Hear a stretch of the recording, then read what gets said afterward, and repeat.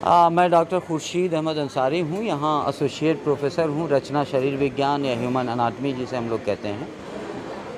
उससे मेरा ताल्लुक़ है और फ़िलहाल मैं जामिया हमदर्द या हमदर्द डीम्ड यूनिवर्सिटी का एनएसएस कोऑर्डिनेटर हूँ। ये मेरा संक्षिप्त परिचय है।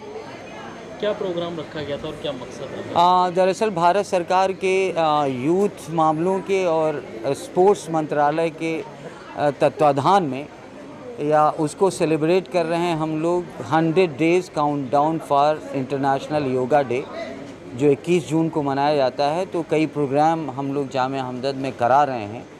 तो उसी के सिलसिले का एक ये सेलिब्रेशन था, जिसमें कि हम अपने एनएसएस वॉलंटियर्स को जागरूक कर रहे हैं कि बेसिक योगा प्रैक्टिसेस के साथ हम किस तरह से शारीरिक, मानसिक और स्पिरिचुअल लेवल पर हेल्दी रह सकें, और ये बेदारी या ये अवेयरनेस वो ले जाके समाज में भी फैलाएं, जिससे कि आज की डेट में जो हमारी रूटीन ऑफ लाइफ है, लाइफ स्टाइल है, उसमें बहुत सारे बीमारियों का संबंध लाइफ स्टाइल से है। तो अगर हम लोग इसको ऑब्ज़र्व करें प्रैक्टिसेस को, तो बेशक हम लोग हेल्दी रह सकते हैं। कौन कौन लोग मौजूद रहे? इस प्रोग्राम में हमारे 60 के करीब एनएसएस वॉलंटियर्स के साथ हमारे dean student welfare doctor Reshma Nasreen साहिबा थी, और इसके अलावा कई हमारे फैकल्टी मेंबर्स थे, जैसे कि डॉक्टर सपना जैन साहिबा हैं, डॉक्टर कल्पना, डॉक्टर मिकी ख़ान जो सीनियर फैकल्टी हैं स्कूल ऑफ नर्सिंग साइंसेस की, इसी तरह से कंप्यूटर साइंस की कुछ फैकल्टी मेंबर्स थे, और बहुत सारे स्टूडेंट्स जो कि एनएसएस के वॉलंटियर्स नहीं हैं, but they are desperate to learn yoga, so they were present in this hall to have a training with one of the known and renowned yoga guru doctor Badrul Islam Kairanvi sahab. बिल्कुल, और हमारे honourable vice chancellor professor Mohammad Afshar Alam sahab जब से आए हैं, उन्होंने student की multi faceted personality develop करने के लिए अलग अलग योग क्लब्स बनाए हैं, जिसमें लकीली हमारे यहाँ एक योग क्लब भी ऑपरेट कर रहा है, जो इंसान को इस स्ट्रेसफुल जीने के रास्ते में जो भी मेंटल फिज़िकल स्ट्रेसेस आ रही हैं, प्रॉब्लम्स आ रही हैं, उनमें किस तरह से योगा अपने आप को अगर अडॉप्ट किया जाए तो वो आराम से हेल्दी स्टेट में रह सकता है, बल्कि वो इतना ट्रेन हो जाए हमारा स्टूडेंट कि वो समाज में जाके जागरूकता फैलाए, जिससे कि लोग जो आम पब्लिक है, जो आम लोग हैं, वो हेल्दी स्टेट में रह सकें, हेल्दी रह सकें।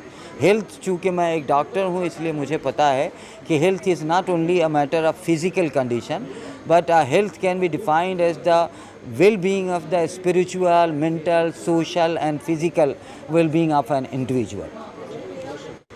जी, आज ये जामिया हमदर्द यूनिवर्सिटी में योगा का प्रोग्राम था हमारा। योगा इन्हें बताना था कि साइंटिफिक योगा टेक्निक क्या हैं, जिनसे आप अपने सेहत को अच्छा रख सकते हैं, अपने दिमाग को पुरसुकून रखते हैं और शांति सद्भाव से रह के कल्याणकारी काम कर सकते हैं, और बहुत ज़बरदस्त बेनिफिट उठा सकते हैं योगा से। तो क्या दिलचस्पी लगी बच्चों में? बच्चे बहुत उत्साहित थे, उन्होंने कई क्वेश्चंस किए और गहराई से समझने की कोशिश की, और ऐसा लग रहा है कि वो योग का झंडा बुलंद करेंगे और जामिया में लहराएंगे। कौन कौन से आसन सिखाया? हमने ख़ास तौर पे इनको दिमाग की मालिश करना सिखाया, और फेफड़ों को कैसे तंदुरुस्त रखें ये सिखाया, पेट को कैसे मजबूत रखें ये सिखाया, और कुछ लोगों ने सवाल किया कमर दर्द से बचने वाली प्रैक्टिसेस का, तो उन्हें कमर दर्द से बचने वाली प्रैक्टिसेस बताई। ब्रेन के लिए बहुत अच्छी प्रैक्टिस बच्चों ने की, यही सिखाई हैं उन्हें, और जो उन्होंने सवालात किए उसके हिसाब से उन्हें बताते हैं। हिकमत से किस तरीके से जुड़ी हुई है जो ये योगा है? हिकमत में जो मेडिकल साइंस है, उसमें इलाज भी तदबीर कहलाता है। कोशिशों से, तदबीरों से इलाज, तो इलाज भी तदबीर में क्या आता है योगा कि तदबीरों से हम कोशिश कर रहे हैं, तदबीर कर रहे हैं, दवा नहीं दे रहे, और उससे सेहत ला रहे हैं, और इस तरह से ये उसका पार्ट है। पहले हकीम लोग बहुत इसके लिए बताते थे, अब कुछ सालों से इसको नहीं बताया जा रहा, लेकिन फिर दोबारा अब समझ में आने लगा सबके, और ये मैं समझता हूँ कि हकीमों के दरमियान बहुत आगे बढ़ेगा और फैलेगा। किसी खास मज़हब से जोड़कर देखा जाने लगा योगा को इस गलतफहमी है, ये एक प्योरली मेडिकल साइंस है और इस मेडिकल साइंस से यानी हम जो कुछ बताते हैं, मुझे आज इसमें 45 साल हो गए और मेरी लिखी हुई किताबें एनसीईआरटी में लगी हुई हैं। अगर किसी मज़हब से रिलेटेड होता तो मेरी किताबें क्यों पढ़ाई जाती वहाँ? नहीं, मैंने काम किया है तो गवर्नमेंट ने इसको माना है, भारत सरकार ने इसको माना है और वो पढ़ाई जा रही है स्कूलों में। तो किसी ख़ास मज़हब से नहीं है, बल्कि साइंस है। जी, और क्या कहना चाहेंगे? मैं यही कहना सेहतमंद रहे। हाँ, मैं यही कहना चाहिए कि भाई आज के दौर में जैसे हमारी ये जो आज का दौर चल रहा है, यानी 21st सेंचुरी, 21वीं सदी जो चल रही है, इसमें हमें जहनी टॉर्चर बहुत है, जहनी थकावट बहुत है। तो उस स्ट्रेस को बियर करने के लिए योगा चाहिए। और दूसरे, हमारा मोमेंट, फिज़िकल मोमेंट बहुत कम है और इसमें अच्छी अपॉर्चुनिटी है कि डीप सिचुएटेड मसल, लिगामेंट्स जो अंदर के ऑर्गन है वो योग से बहुत मजबूत किए जा सकते हैं। तो इसलिए हर एक को मैं समझता हूँ कि योग अपनाना चाहिए। योगा एक्चुअली हमारी ज़िंदगी का हिस्सा बन जाना चाहिए। बेसिकली योगा ही ज़िंदगी है, योगा से हम हैं, हमसे योगा है।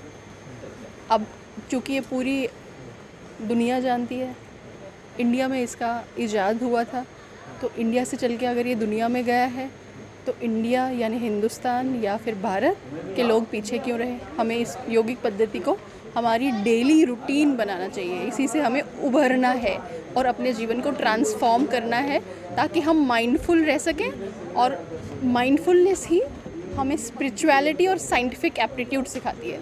जिस तरीके का माहौल बना हुआ है, भागदौड़ भरी जिंदगी है, वक्त नहीं मिल पा रहा है, तो कितना और ज़रूरी बन जाता है योगा से? देखिए, डेफिनेटली आजकल डिस्ट्रैक्शंस बहुत सारी हैं और योगा सिखाता है माइंडफुलनेस। और हम बात करते हैं डिस्ट्रैक्शंस की, यानी आप माइंडफुल नहीं हैं, तो जब तक आप माइंडफुल टेक्निक सीखेंगे नहीं, आप डिस्ट्रैक्टेड ही रहेंगे।